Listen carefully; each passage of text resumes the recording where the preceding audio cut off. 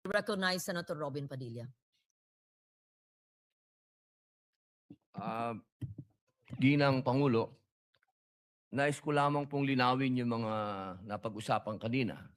Sapagkat kung meron pong isa dito na naniniwala sa charter change, ako po bagong senador pa lang at nangangampanya pa lang, 2010 pa lang, ako po ay pabor na baguhin ang konstitusyon. Kaya po ako ay tumayo sapagkat napag-usapan po kanina na patungkol po doon sa mga nagfa-file.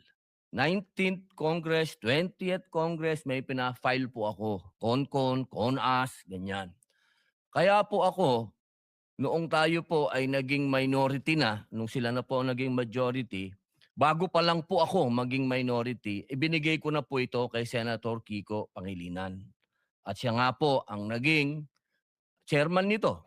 At ngayon po na bumalik sa akin, gusto ko pong sabihin sa lahat na hindi pa rin po nagbabago ang aking intensyon na paghiringan ito.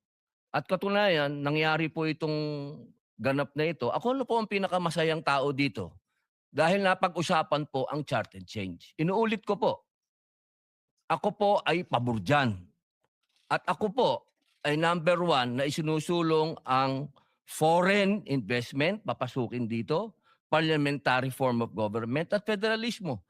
Wala po akong pinagbago magmula nung kumampanya hanggang ngayon. Ito na po ang pinakamagandang nangyari sa balat ng lupa pag pinag-usapan si Senator Padilla.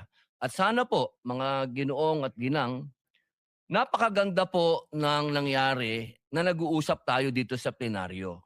Dahil itong pangyayari na ito, ibig sabihin, tayo po talaga'y mambabatas. Mas maganda po na dito tayo nag-uusap kaysa parinigan po tayo ng parinigan sa media.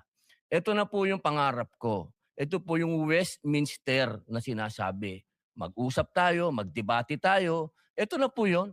Kaya sana, mga mahal kong kasama, tanggapin niyo po ang aking pasasalamat, maging hindi payag, maging payag sa charter change, isa lang ang totoo. Maraming salamat po.